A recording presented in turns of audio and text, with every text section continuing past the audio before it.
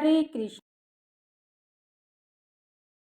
Channel हरे कृष्णा में आप सभी आज की वीडियो में आषाढ़ कृष्ण पक्ष गणेश चतुर्थी व्रत की कथा सुनते हैं, जिसमें हम दयादेव नाम ब्राह्मण के कथा श्रवण करेंगे। पार्वती जी ने पूछा कि हे पुत्र, आषाढ़ मास की चतुर्थी का किस प्रकार पूजन करना चाहिए? इस महीने के गणेश जी का क्या नाम है? भोजन के रूप में कौन सा पदार्थ ग्रहण करना चाहिए? इसकी विधि का आप संक्षेप में वर्णन कीजिए। गणेश जी ने कहा, हे माता, आषाढ़ कृष्ण पक्ष चतुर्थी पुत्र प्राप्ति, सौभाग्य एवं पति प्रदायिनी इस दिन मूषक रथा नामक गणेश जी की पूजा भक्ति पूर्वक करनी चाहिए। इस दिन घी निर्मित भोजन पदार्थ, हलवा पूड़ी आदि बनाकर गणेश जी को अर्पित करें। ब्राह्मण को भोजन कराने के बाद में स्वयं भोजन करें। हे पार्वती माता, इससे संबंध में मैं पूर्व इतिहास कालीन का वर्णन कर रहा हूँ। गणेश पूजन और व्रत की विधि जो पुराण में वर्णित है उसे सुनिए। सतयुग में 100 यज्ञ करने वाले एक पृथु नामक राजा हुए। उनके राज्य में अंतर्गत एक दयादेव नामक एक ब्राह्मण रहते थे। वेदों में निष्णात उसके 4 पुत्र थे। पिता ने अपने पुत्रों का विवाह गृह सूत्र के वैदिक विधान से कर दिया। उन चारों बहुओं में बड़ी बहू अपनी सास से कहने लगी, हे सासू जी, मैं बचपन से ही संकटनाशक गणेश चतुर्थी का व्रत करती आई हूँ। मेरे पितृगृह में भी इस शुभदायक व्रत को किया है। अतः हे कल्याणी, आप मुझे यहाँ व्रत रखने की अनुमति प्रदान करें। पुत्र वधू की बात सुनकर तब उसके ससुर ने कहा, हे बहू, तुम सभी बहुओं में श्रेष्ठ और बड़ी हो और ना तो तुम भिक्षुकनी हो। ऐसी स्थिति में तुम किस लिए व्रत करना चाहती हो? हे सौभाग्यवती, अभी तुम्हारा समय उपयोग करने का है। ये गणेश जी कौन है? फिर तुम्हें करना भी क्या है?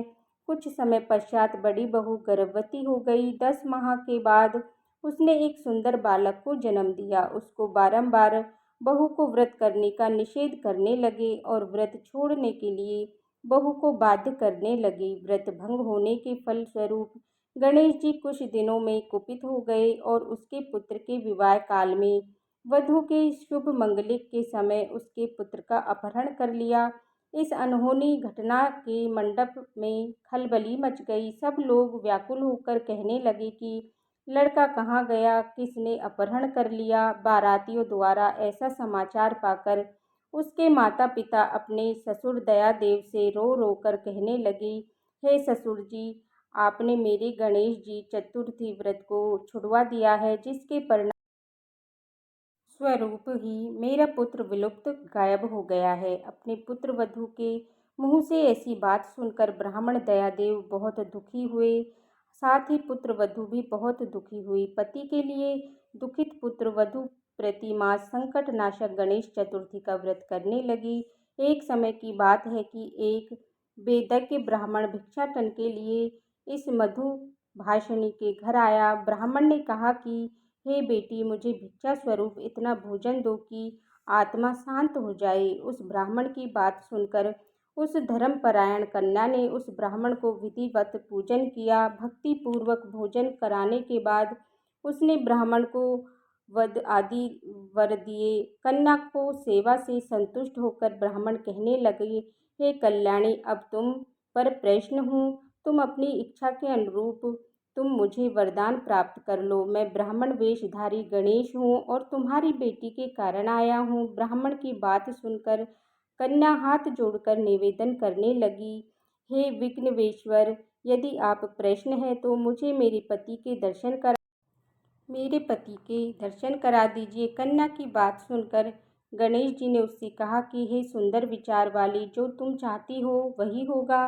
तुम्हारा पति शीघ्र ही आएगा। कन्या को इस प्रकार वरदान देकर वहीं अंतर्ध्यान हो गए। कुछ समय की बात है कि शौन शरण नामक ब्राह्मण एक वन में से उस द्विज बालक को ले आए। अपने पौत्र को देखकर दयादेव नामक ब्राह्मण बहुत प्रसन्न हुए।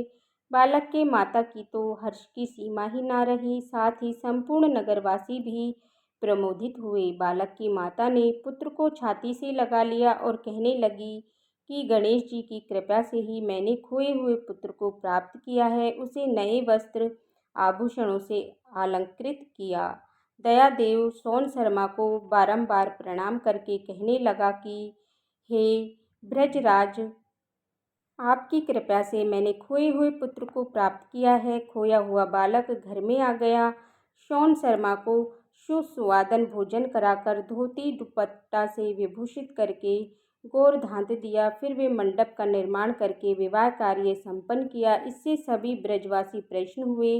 वह भाग्यशालिनी कन्या अपने पति को पाकर बहुत प्रसन्न हुई।